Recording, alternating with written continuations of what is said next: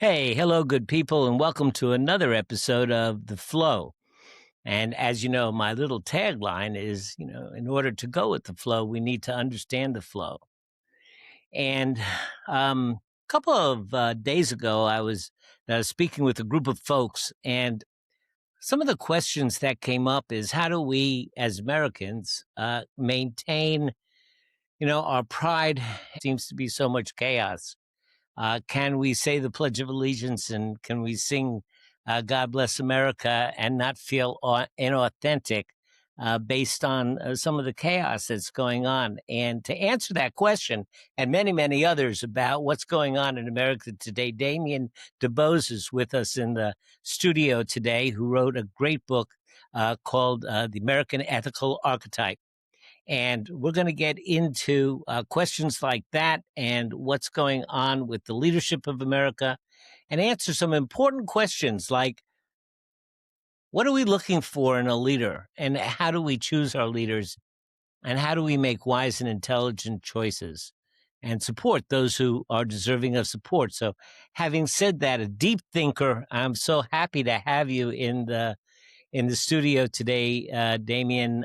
Say hi to the folks and anything else you wanted to say to get us going. Hey, thanks, Bob. Appreciate it. Thanks for having me on the flow. Hello, everybody. My name is Damien Dubose. I am a financial professional. That's my trade, my main job. But I've also started to delve into ideas about philosophy, psychology, and how it relates to our modern day politics in America. Like Bob said, I wrote the book America's Ethical Archetype. It was aimed at leaders, our intellectual leaders, to help us understand the world and our country and to make better decisions today. I'm originally from Baltimore, went back and forth between DC and Baltimore, but yeah, excited to have the conversation. Well, that sounds great. So let's talk about the name of your book. First of all, America's Ethical Archetype. And we've all heard the word archetype a lot, and I think the general understanding of archetype is a kind of model of the different kinds of people that exist and what kind of model they tend to fall into. But yours is much more profound. So tell us a little bit about what you mean by archetype in your book and how that applies to leadership. Okay. So the basis of the book is I take two thinkers, kind of prominent thinkers, pretty familiar in the book, and I examine one of their philosophical premises using a psychological system. The psychological system is Carl Jung's psychological system. The philosophical premises is Ayn Rand's philosophical premises. And So wait. essentially, Let me just take a stop there a second because I think what you said is real important. So you've taken kind of Carl Jung's psychology yeah, and melded that with Ayn Rand's philosophy. Is that right? I guess maybe that's the end result. But essentially, what I was trying to do was a psychoanalysis of Ayn Rand's philosophy Okay. using Carl Jung's framework.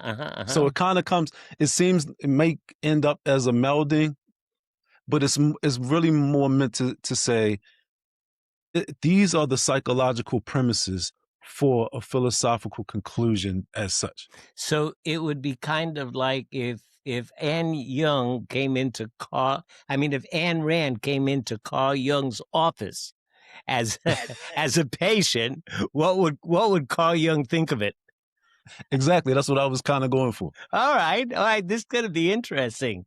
So go for it. Tell me a little bit about that.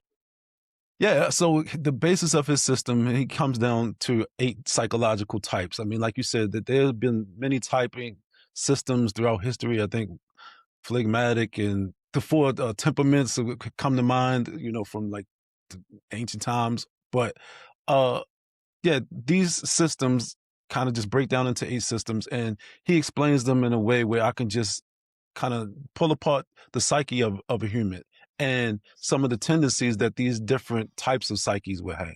And then essentially, as I'm doing that psychoanalysis, kind of coming to this conclusion of, okay, what psychological type would someone who, like Ayn Rand present?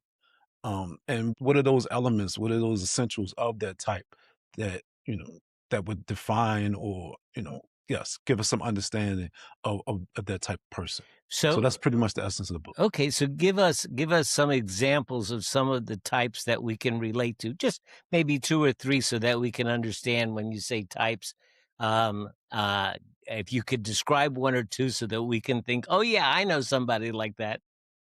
Yeah. So wow, that's kind of a little bit difficult because they're so nuanced, right? But I'll give the dichotomies. So if I look at Carl Jung's system, he really has these dichotomies. And his 8 types, you can split them kind of like in a matrix. There's a set of 4 that are what he would call irrational, and a set of 4 that is what he would call rational. Okay. And it doesn't necessarily just mean like an irrational person who isn't reasonable at all. When I say irrational, what he's saying is that they're not ordering their life based upon rational conclusions. They're Uh-huh. not taking the rational conclusions and then setting up their life completely in that way in relation to those rational conclusions.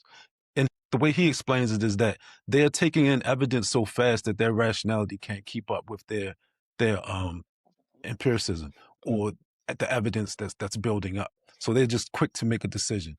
Would it be fair to say that he had 4 types that he might qualify as not helpful in having an effective and efficient life, and 4 types that were helpful in having a happy, effective, efficient life? Oh, wow. I don't think he would characterize it in that way. Because But can we? can we? I don't think I would characterize it in that way either. All right. Because this is the benefit of Carl Jung to me. He allows me to make that distinction without moralizing it in a Mhm. sense, or because it can be reasonable. It's reasonable to me to be instinctive as an animal, because we're essentially animals, but we're rational animals. Mhm. The rational part is a development. And Uh-huh. so that full understanding of the development of humans to me is the thing that helps me, because people do get into this area where they think, well, we're all still just animals. And it's like, well, if you don't develop your rational capacity, maybe that's the case. But we've developed this rational capacity as humans. And so that's kind of one of the distinguishing factors that distinguish us from other animals. Okay, well, I'm sorry. You go ahead and tell us, what is the distinction between the 4 rational and the 4 irrational types? Yeah, so it's just more of it's a relationship to a rational norm in a sense. And so if you were to operate without norms and just kind of like judge within a vacuum, you just kind of taking the immediate circumstance and you're just doing things in a sense. From a rational standpoint, you're taking a rational norm and you're judging everything against that rational norm. So that's just one distinction. That's one dichotomy. Then there's another one that's introverted versus extroverted dichotomy, whereas though he was the one that coins the frame introversion and extroversion. And so that is more of a, do you live through objects, or are you do you make your decisions from your personal standpoint? And for a lot of people, that's not going to be easy to understand, because it's hard for people to understand the other side. Like for me, I'm a certain type of person. And so therefore my judgment about the objective world is what matters to me. Whereas though some people prioritize the objective world and basically devalue their personal experience. And if you go through some philosophy, you'll see this kind of like in the empiricist and I'm blanking on the other side. It's an empiricist view, and I think it's not the realist view. Maybe it's the realist view, but I'm blanking on the other. I think that what you're saying is that, um, and maybe just put this into more lay terms that may sound a little bit more judgmental, and I'm sorry about that, but some folks simply see everything through their own filters, and that's how they view the world, and they may not even be aware of the fact that they have those filters. The other group might have those filters, but are aware of the fact that they have those filters and are more curious about what is the actual reality rather than the way that I may perceive that reality. And so they're more interested in what is real rather than being more interested in what I perceive as real. That's fascinating that you put it that way. I like the way that you put it. And that's actually kind of like the opposite way that I think about it, but I think that's interesting to put it that way. Because at the end of the day, as humans, we have constraints. We cannot see outside of our filters. This is a part of kind of like the Kant perspective, is that we're built with these certain filters. And yes, but that's the human condition. So it's almost irrelevant. It's obsolete to kind of try to understand outside of your filter. You can't not do that. It's literally impossible. So yes, based what you said is true, but I think it's kind of more of a I want to either understand my filters, or there are people who ignore the filters completely. Yeah, well, the reason that I see it that way or mention it that way is because I teach meditation. And in teaching meditation, the very first aha moment that my students get is when they realize that they are not their thoughts. I mean, and in fact, I have a little medallion that I give them at the end that says, "You are not your thoughts." And in the process of meditation, where we step back and we go into this observer mode, where we actually sit and watch our thoughts, eventually we realize that most of our thoughts are not us. I mean, even in our own language, we say, "I had a thought." Well, who is the I that had the thought? And the moment I say I had a thought, I'm acknowledging the fact that I'm not the thought. But in our real life actions and behaviors, the moment I have a thought, to me, that is my thought, it is my reality. And so I act on it. When I step back and realize I'm not my thoughts, they're the product of conditioning. They're a computer output based on the input that I've made. And I can see that it is not who I am. Then I go into this deeper question of, well, then who am I? But that's another conversation. But the big, all I'm saying is the biggest aha moment is when I realize that I am separate from my thoughts, and my thoughts are my filters. So then I all of a sudden realize I have filters. And the moment my students realize I have filters, their life changes immediately. They can never go back. Yeah, I mean that is true. I mean, but as humans, right? I think I agree, right, to an extent. And Mhm. so to kind of get back to the Mhm. Jungian Right, standpoint right, and right. where he presented, also has these four cognitive functions that he names. Mhm. And so thinking is one of those cognitive functions. So if you categorize it, thinking and feeling are rational functions, Mhm. and sensation and intuition are irrational functions. Mhm. And basically, whichever one of those functions that you prioritize and order your life by is what is the determining factor, is if you are an irrational or a rational type. So if you order yourself through your thoughts, through your feelings, you will be classified as a rational type. If you order yourself through your sensations or your intuitions, you will be classified as an irrational type. And I bring that up just to say that each one of those functions is a form of filtering. And when the more the irrational the function, your intuition, your sensation, that's a filtering function as well.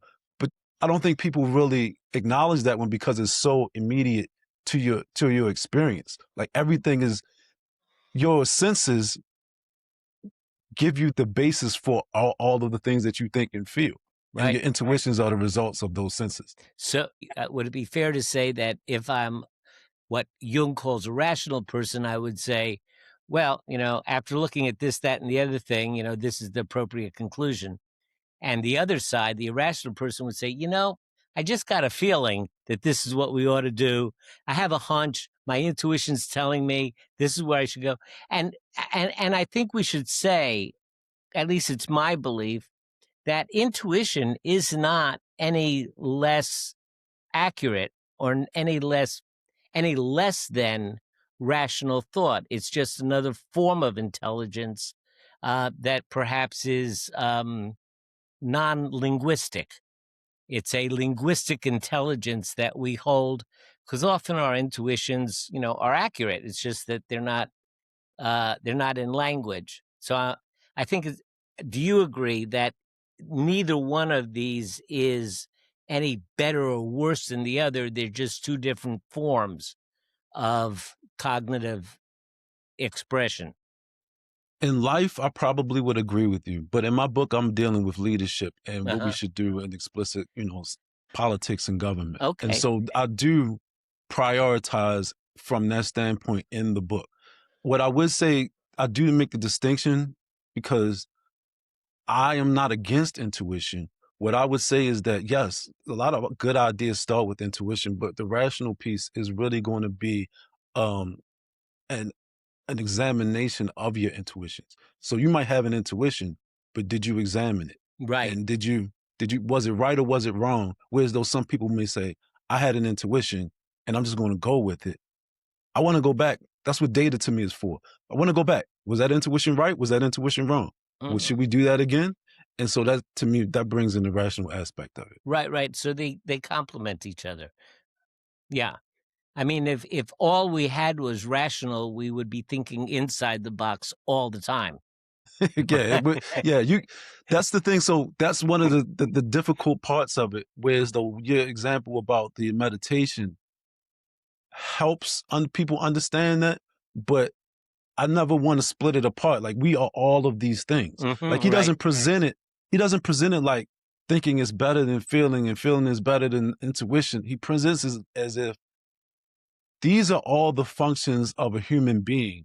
And we are prioritizing them to these certain levels that results in these different types that you'll see amongst us. Right. And different people have different tendencies to emphasize one over the other.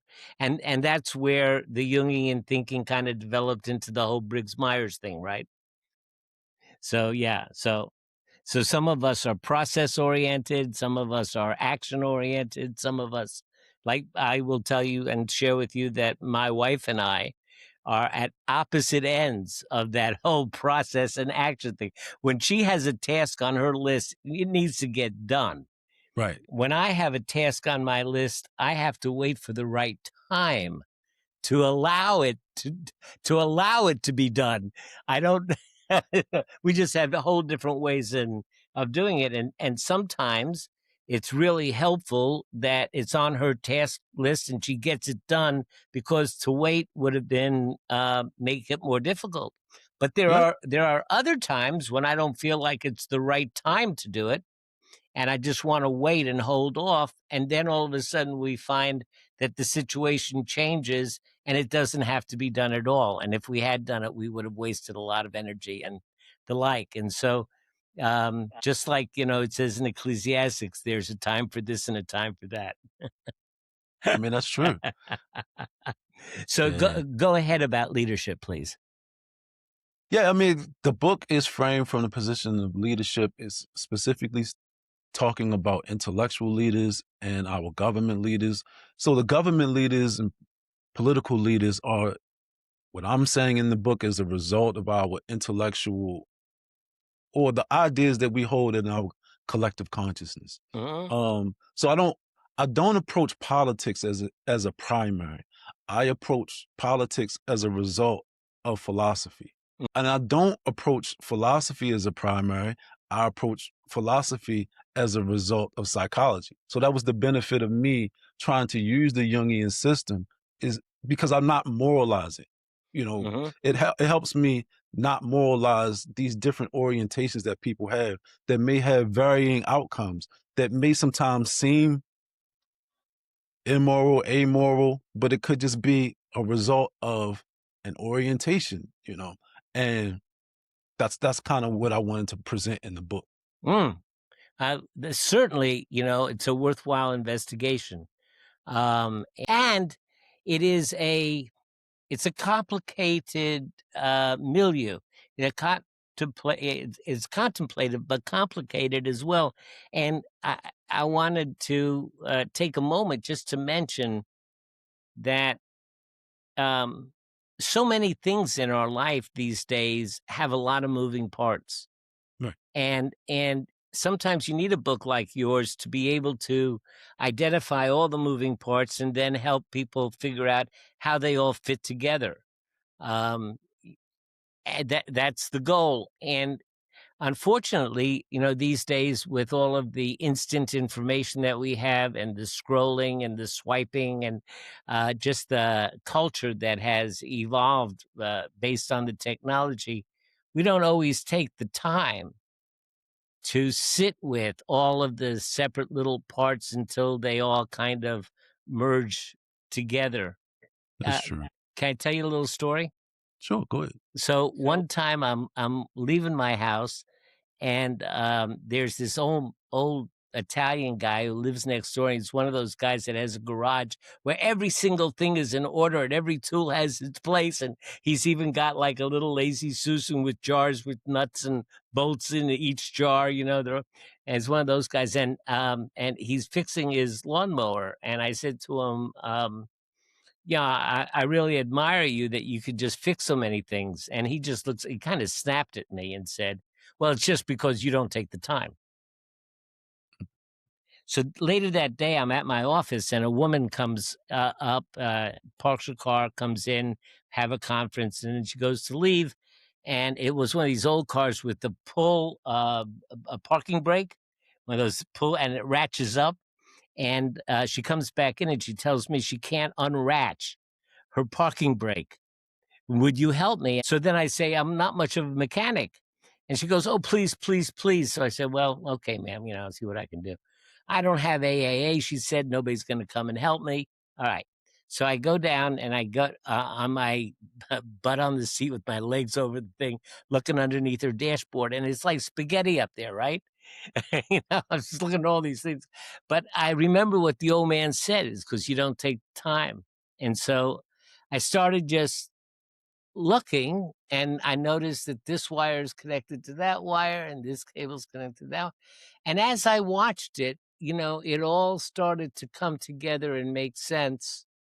And then I could see that one wire was sticking in the little round sleeve that the ratchet parking brake was in. And all I had to do was just yank that out, and it worked. And she was so thankful, and I was a hero and all this stuff. And from that point on, I just realized that sometimes you just have to sit with stuff, before it all sinks in. And I think that your book gives us that opportunity, to sit with all the parts until they all start to flow together. I mean, that's the goal, right? To try to simplify. And I don't- I think everybody needs this. I mean, our brains are limited, and so I think one of the things that's missing is that acknowledgement as a popular idea. Like, there are ways to use your brain, and there are ways that you can make your brain more inefficient by trying to consider too many things at times, because your brain only has a certain number of things that it can juggle at once.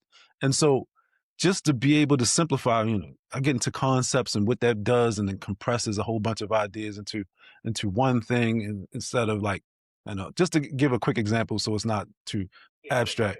Like, if I say cheeseburger, like, when I say cheeseburger, you think of one thing. But if I were to say bun, cheese, meat, onion, pepper, salt, lettuce, tomato, it's too many things. It's like, oh, cheeseburger. It's just one concept that it helps me say, oh, cheeseburger, picnic. And I'm basically taking all of these aspects of reality and compressing them into concepts. So therefore I can juggle more things with less brain space. So Right. So what happens when you have people who hear bun, meat, lettuce, and they don't hear cheese, or it doesn't make anything to them? So now they have this one concept. You can call that a filter of what burger means. And that's what then somebody else thinks of a Whopper with, with all the trimmings and everything else, and that's a burger. And so obviously in the future, when somebody hands them simply a piece of meat on a bun, they go, well, that's not a burger. This is what a burger is. So I mean, right? yeah, I mean, so, and for me, like, once again, for me, the book is, when I write this book, I'm not writing it from the standpoint of I am a psychologist or I am a philosopher. I am really writing it from the standpoint of here's with a psychologist or a psychoanalyst, here's one of their theories, here's a philosopher's theory, and here's what we need in politics. And you may have a certain idea about a thing, but I'm not ordering society based around everybody's independent idea of something that we can kind of collectively come to and say, cheeseburger. Like, okay, maybe you think about a Whopper, maybe you think about a Big Mac. That's cool. At the end of the day, these are all kind of burgers, right? Right. And I don't want to try to solve everybody's perceptions of things when they think that their understanding of a burger or their particular burger that they like, because a lot of times what this comes down to is people like to choose the thing that they like regardless of the thing that that works or is that helps us communicate, because we're using words right now. These are abstractions. I could take any of these words and think of something different than what it actually, or I can think of something different that doesn't actually facilitate us having a useful or an effective conversation. But I am using these abstractions in a way to talk to you. So I Right. want an assumed understanding that helps me have the conversation. That's true. Okay, so let's get practical here. With all of this psychology leading to philosophy, leading to politics, what practical aspects of leadership can you identify that are helpful to society in general? I mean, I would say that the end goal that I come to in the book, and it's probably going to dump right back into philosophy, and it's just because it's about the idea that we have about people. And it relates to the idea of the constraints that I said. We are an individualistic country. And I think we just got to get over that, right? And I don't think that that's a palatable message for a lot of people. I think that they think that that's a negative in some way. And I think that that's one of the main things I struggle with, because when you accept that understanding, that constraint of we can only live through our eyes, through our filters, through our visions, then I'm also trying to introduce the concept of choice instead of outside of duty. Well, okay, so you just said something that really spikes my curiosity.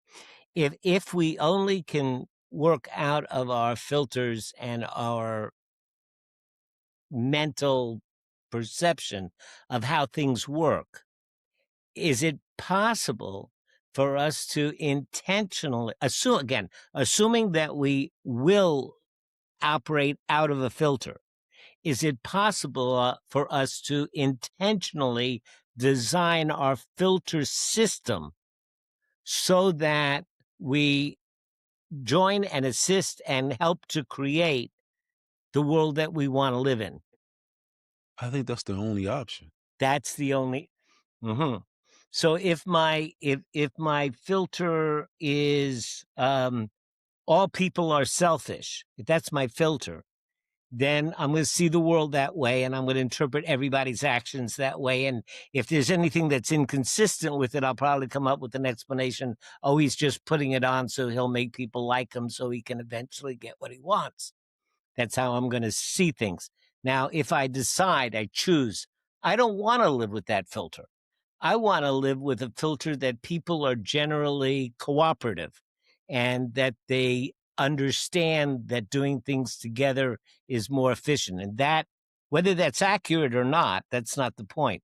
That's the filter that now I want to live and see things through. Can I choose to move into that filter?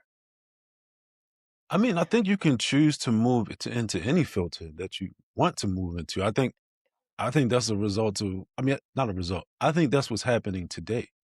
I guess for me, the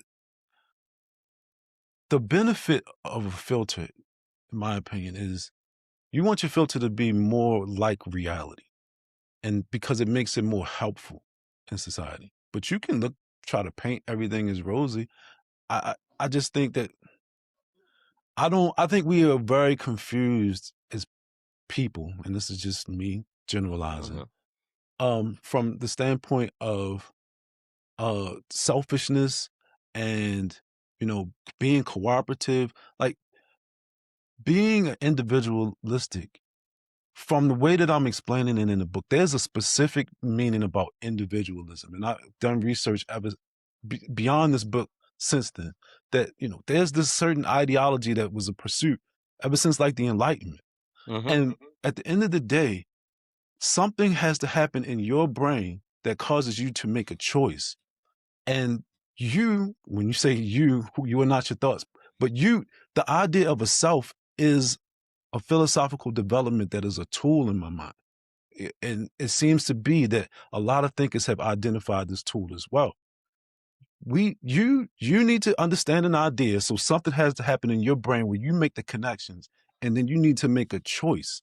And so instead of being cooperative as a duty, you will be cooperative as an actual conscious choice. And that is what splits a certain type of group, in my opinion, versus another one. Because when you make that choice, you're aware of the consequences. It's like the whole idea of localizing consequences. That's why like small government people try to tend towards that, because those choices have a direct result in your life, and you can really grasp, what are these real consequences that are happening in my life. So I don't want to get too far away from it, but it's just that matters. That conscious choice matters. The whole idea of doing things because it's my duty, just because I want to be cooperative. Cooperative for what? I need reasons. Why should I cooperate with this person? Or you should just cooperate. I'm not cooperating with anyone just because. I'm cooperating with someone for a reason. When I do that, then I have a better mental picture of the world in my mind, and I understand the incentives. I understand what's happening. And your reason can be quite large and an umbrella reason. I mean, I could simply just rationally look at it and say we formed tribes early on because the world can be quite dangerous. And as a tribe, we had a better possibility of surviving. We could put up night watchmen and and we can't all stay up all night. So we need a shift of watchmen to be able to watch out for the dangerous animals and the like. And so I could say that I want to cooperate because as a creature that doesn't have fangs or claws, we need to trust each other to watch our backs, in a dangerous world. And that was, an evolutionary process that came about. But I can also say that, we have to align ourselves. Well, we could have let me just back up into what we do in meditation. In meditation, meditation is not about quieting the mind or going la la kumbaya and holding a tree or being in some kind of nirvana state or anything like that. It is the process of looking at your thoughts, recognizing your filters, making a conscious choice of what concepts you want to believe about the world, and then actively engaging in practices that eventually change the database that's within you so that you become that person who you design yourself to be. Okay. For example, if I find that I am very cynical and hateful and don't like people very much, I'm an ugly person. I'm one of those nasty people. And I decide that I want to be a more social, helpful, happy person. That's what I want for myself.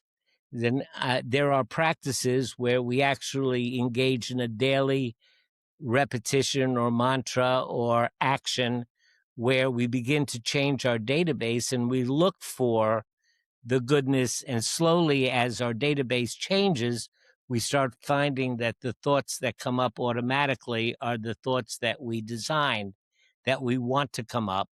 based on the intention and the practice and the reprogramming of our database. I like that word intention, right? Because that's what it's all about to me. I think we just get into this, all comes down to reason. Mm-hmm. And it's, yeah, I want to be a person who I want things. So I need to understand reality to figure out what are the actions that I need to take to get to the thing that I want. Right, So right. that's an individual reason. And I get that part. But what I find sometimes is that because people, I think trying to look at the world without the filters is a mistake. I'll just stay on that one part. Okay. Because that, even if you do, you're looking at the world without filters through your filter. Right. So it's not helpful. It is a form of denial to say that I don't have filters. And, in another word that's not as in another word that's not as judgmental, we could almost say that filters in a way are biases. We have certain feelings about different things we like, we don't like, it's good, it's bad, it's nice, it's not nice. And we have all of those feelings and sensations and judgments about things that come up automatically. And those are all results of our filters. But we do have to sit back and analyze whether or not, is my judgment, is my perception, is my opinion, is my sense about this thing accurate and helpful. If I'm walking down the street at midnight and there's three people walking towards me and I'm white and they're black, I may have different thoughts than if they're white. I might have different ideas, and that are just inbred. They've been programmed into me, and I have to, when they come up and I have my thoughts and my feelings, it's my duty, I think, as a rational person, to say, are these accurate? Yeah, and I think those are all valid questions, right? And I would say that in this book, I don't deal with those questions. Okay. Right. Because to me, those are questions, those are individual centric questions. Those are things that, you deal with yourself, you deal with your therapist. And I can't say I'm not a therapist, right? I'm not somebody who does therapy. What I'm saying is that, and this was the benefit of looking at it through the lens of a psychotherapist, because those types, the type in itself is a filtering mechanism. Mm-hmm. Right. And at the end of the book, I get to the point to say that this specific type is in line with the foundations of Americanism, or the basic principles of America. Even the whole idea of the idea of recognizing individual rights requires a certain psychological perspective.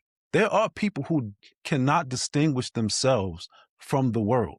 Literally. And this is a known thing that's been talked about across many psychotherapists, where they identify with the whole so much, where they can't distinguish, well, is it me? There's no me, really.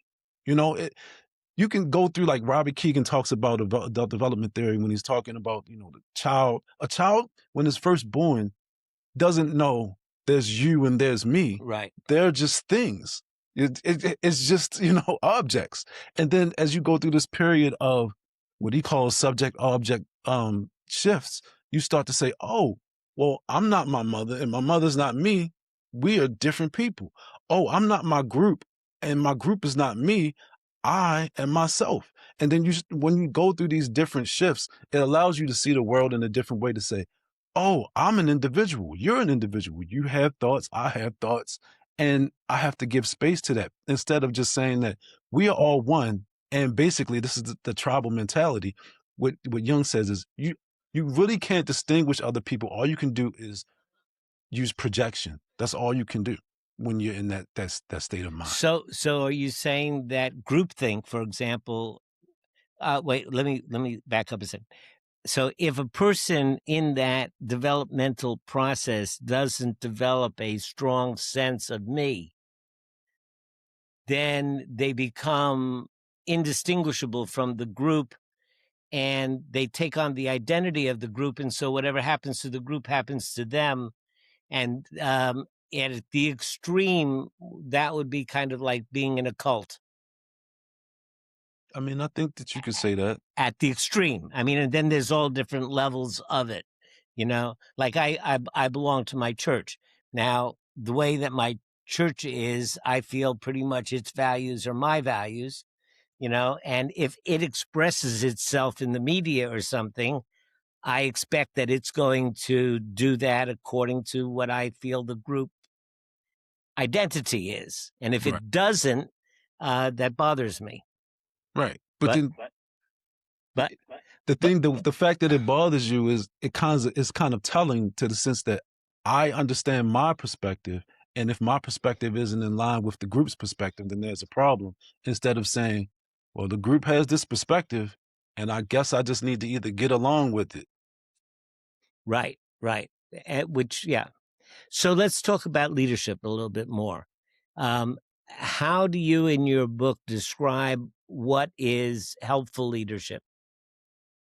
In America, so I guess to me, leadership, it's one thing to be an effective leader, and I'm speaking about moral leadership. Okay. In America, the conclusion that I reach is that a moral leader has to be rational, essentially. I'm giving you kind of the end of it at the end of the day, and individual. So a rational and an individualistic mind. And then that way, if we think about it from a developmental stair stepping, this is a person who's kind of went up these rungs in the ladder, or these steps in the development process, but can look back and have an understanding of the other different levels that people may have not reached to that level, instead of, you know, someone who may have stopped in the middle and really doesn't have any understanding of the individual experience, or the rational experience. They're just projecting their particular outlook on others. So when you talk about moral leadership, are we talking about leadership that, I mean, is the issue of helping or harming people come into play there, or is that something outside?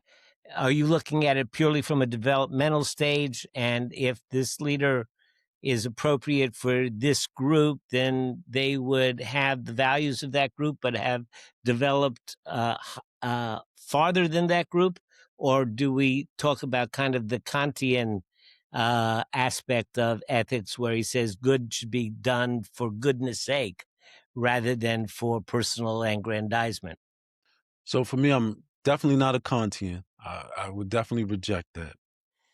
The way that I would characterize it, because I'm not really speaking about, there is a specific set of values.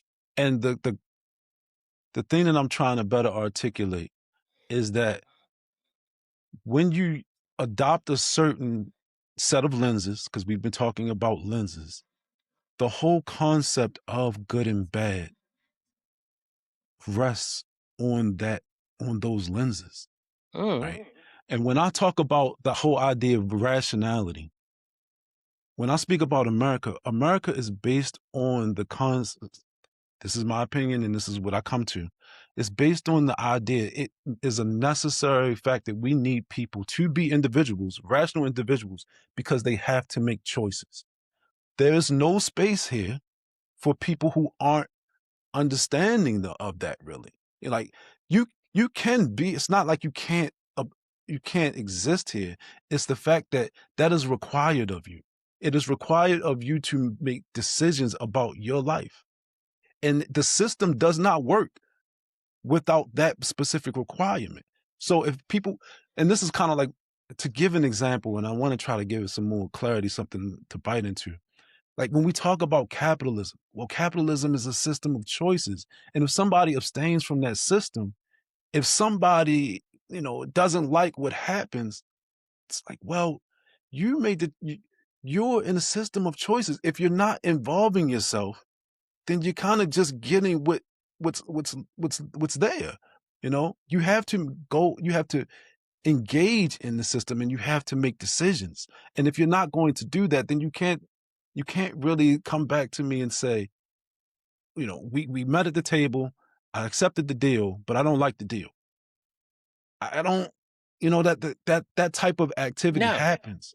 Yeah, I mean, if there's this product at this price and that product at that price, and that price is more than this price, but that quality is better than this quality, Right. I have to make that decision which one I'm going to buy. Am I going to accept poorer quality at a lower price or higher quality at a higher price? And I'm certainly not going to, I certainly will not choose lower quality at a higher price.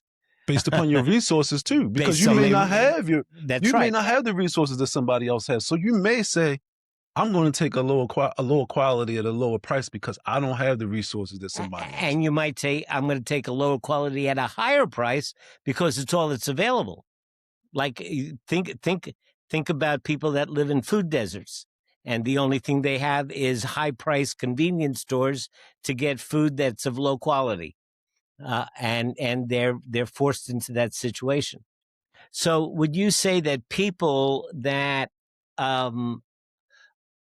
have the whatever it is, characteristic strength, might call it, or characteristic fiber to be able to make rational choices, as opposed to people that perhaps find it difficult to have to choose, because really choosing is uncomfortable. I mean, For a it lot is. of people, it is. For a lot of, yeah, for most people it is. And I think even for all people, the choosing is uncomfortable. I think the only difference is how well we tolerate discomfort. If you tolerate discomfort easily, then even though it might be uncomfortable, you go ahead and do it. But Yeah. if you don't tolerate discomfort well, you just want somebody to tell you what to do and what's right and follow along. Exactly. And so that gives rise to more authoritarian types of Exactly. groups that are more authoritarian. It's both ends of the stick. Yeah, people have Mm. made this argument. Who made this? Eric Fromm. Eric Fromm makes this argument. And so yes, your population is more apt to accept an authoritarian when they have not identified themselves and identified their ability or their requirement to make choices. And I don't know if you're going to get to the question, but I just wanted to put in there that this is, to me, is what it lacks in our educational system, because we're not explicitly raising generations to say, no, maturity is decision making. Maturity is rationality. Maturity is responsibility. It's almost like, well, you're born, you're a human, and that's how it works. It's like, well, human in these contexts, when you're talking about philosophy and humanism and rationality, it's an achievement. It's not something that you just are born a rational being. You have to develop that capability over time. That's what the whole process of raising a child is. I agree. One of the things that I choose to believe, and I'll say that one of the filters that I choose to have is that the ultimate goal of everything is simply to be happy. Of course, by happy, I don't mean a kid who gets 25 toys on Christmas Eve. That's not that kind of happy, but happy in the fact that you are confident, you feel like you have purpose, meaning, your life has been worthwhile, you can enjoy a sunset, you have beauty in your life. And those profound things all kind of come together in a word that I choose to call happy. Um, and there might be other words that are better, but and I find that it is the people that you're describing who have that fiber to be able to make a choice and to engage, that generally are the folks that are both more open-minded, more accepting, more aware of the differences between people, and are more happy. And so I appreciate importance of your book in making that case that engagement and intentionality are important. Yeah, no, I appreciate that because that's the goal, right? It's fascinating to me because it's hard for me to keep it reiterating. It's a development, right? If you were to Mm-hmm. leave a child there, to me, you would result without these developments. It would You're not creating a nihilistic personality. It's just to me that you just haven't enabled a person to see the beauty or the Mm. positives in life. Mm-hmm. Mm-hmm. Because the positives, if I were to just give you the positives without the reason and the connection to reality, it just comes off as dogmatic. It's not. It's empty. Somebody told me they don't like the whole idea of like thoughts and prayers recently. I don't know. It's just like I just see the beauty. You should see the beauty too. But for me, I'm saying it's like no. There's a reality and the rationality, the filters that we have built and constructed on top of reality is the beauty. It's not just beauty in and of itself. It's the beauty that's built in the filter. If that Yes, makes yes. sense to Yeah, you. no, you're right. I think Einstein said there's only two ways to look at life. I guess in this language, he says these are the two big filters that people live with. Either you see everything as a miracle or you see nothing as a miracle. He said, Okay. and Yeah. That's kind of like playing to my quote in a sense. so again, let's go back. We got an election coming up in November. What kind of practical advice can you give the listeners about how they should approach their choices? Oh wow. Hey, Mm. practical. I know you're not a political scientist. I understand that. But we are talking about leadership, and so what kind of qualities to assess?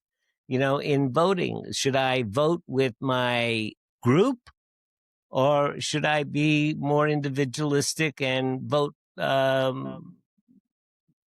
based on my best assessment? I mean, you should always vote.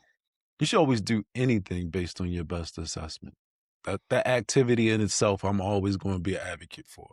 Mm-hmm. Um, for Now, spe- in looking at our leaders, if we feel like these people are voting with their group and not voting their true assessment or their authenticity, that would be certainly one thing to consider in choosing who to vote for.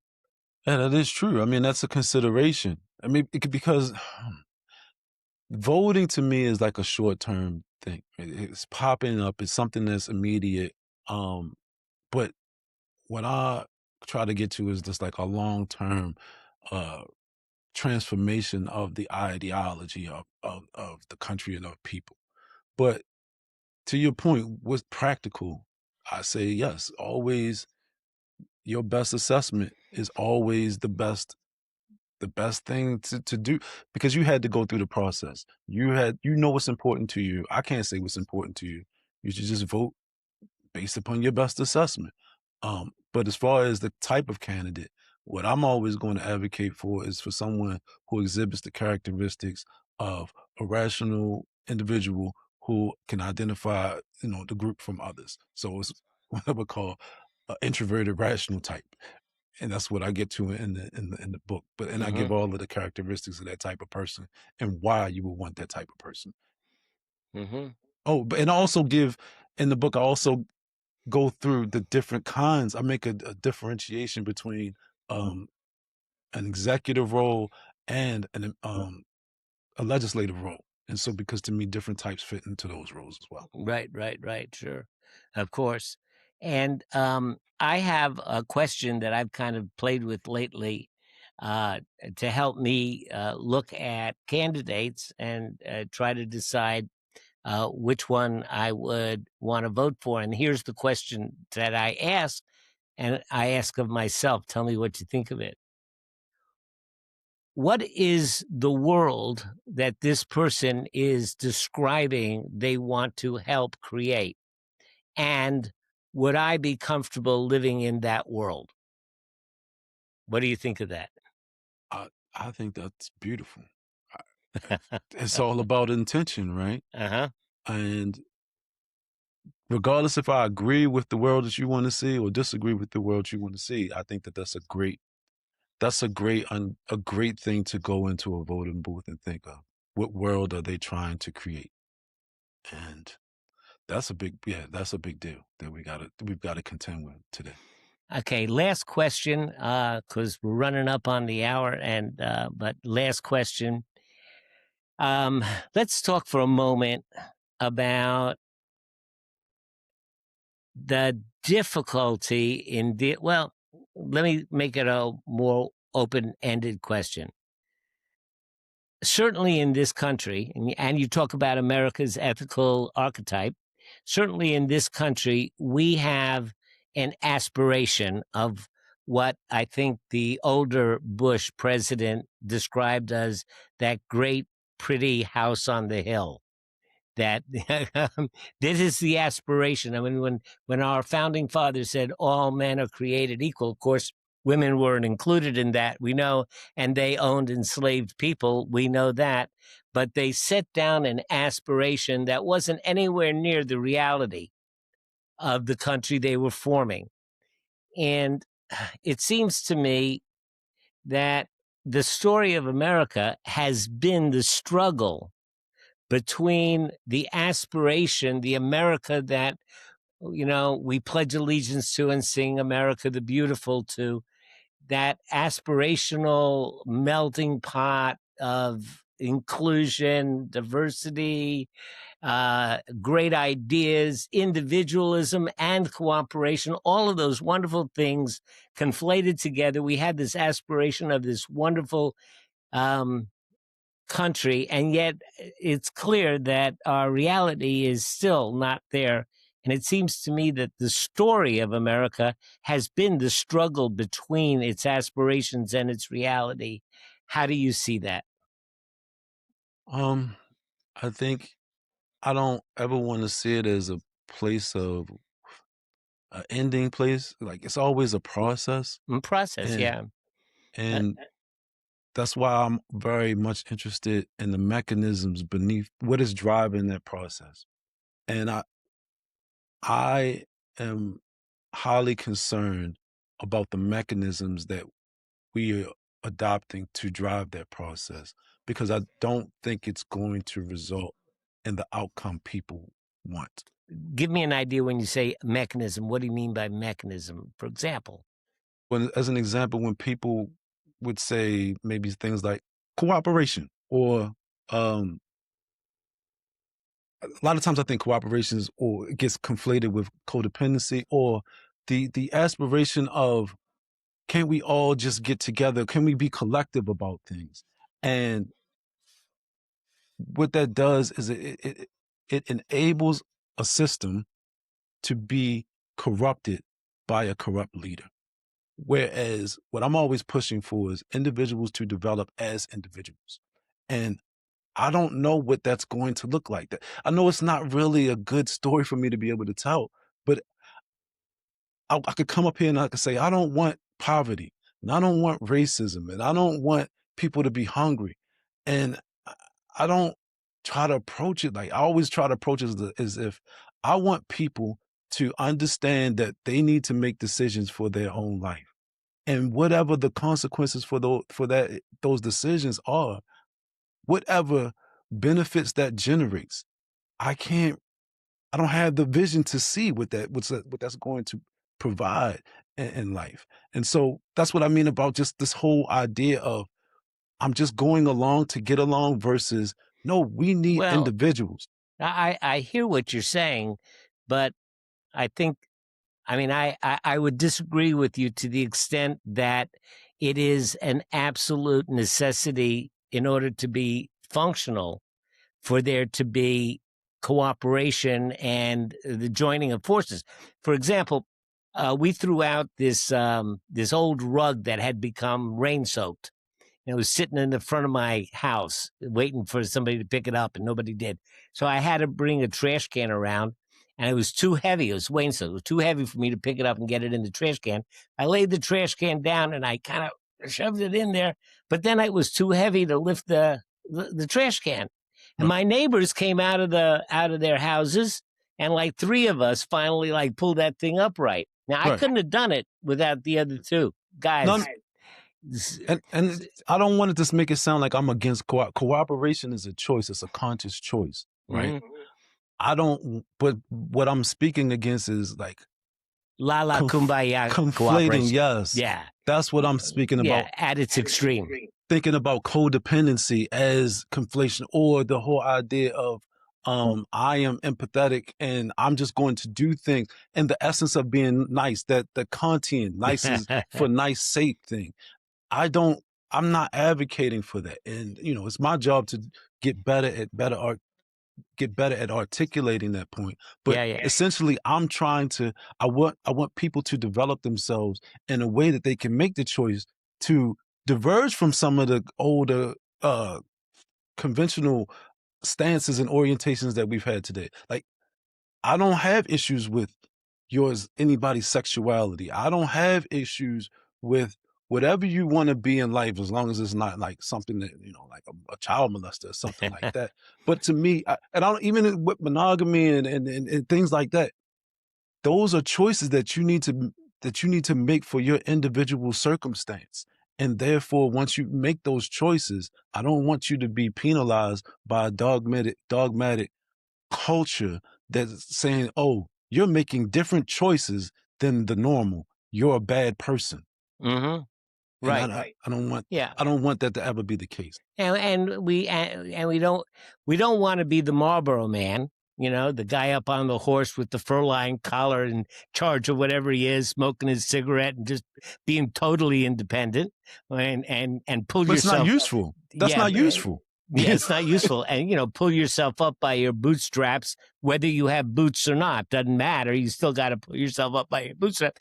That's like over on one extreme. On the other extreme is the yeah, kumbaya tree hugger. But somewhere in the middle, we have to both be assertive and confident and strong enough to be able to express our individuality, but yet be open enough to be there and available to help our neighbor. And somehow we have to meld that together. And I think what we're both saying is that's not the easiest thing in the world to do. Oh no, it's not the easiest thing in the world to do, and it's something that's new to civilization in general. We're still struggling with the aspect of being individuals and making choices. And it's okay to be in the struggle, right? Yeah, of course. Yeah. Yeah. Not that we have even a choice.